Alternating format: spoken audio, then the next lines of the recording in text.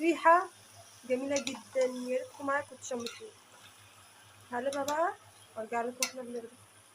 في المرحلة دي هبدأ ان انا انزل عليها، اوطي عليها خالص وانزل عليها بمية مغلية نقطة نقطة، بحيث ان المية متغطاش، يا دوبك انتوا شايفين كده كده بس تستوي بيها. كل شوية تبقى تعريها وتقعدي تقلبي فيها لحد ما تستوي وتبقى جوسي معاكي. ولو تحتاج مية زوديها نقطة مية عشان الصوص ايه بيبقى تقيل. زي ما انتوا شايفين كده المية ما تغطاهوش، يا دوبك المية ما تغطاهاش، يا دوبك في القعر بس. وده يا حبايبي شكل المكرونة بعد ما طلعت، وده شكل الفراخ اهي زي الفل مستوية جوسي جميلة. وعملت جنبها طبق لسان عصفور. اشوفكم في فيديو جديد، والسلام عليكم ورحمة الله وبركاته.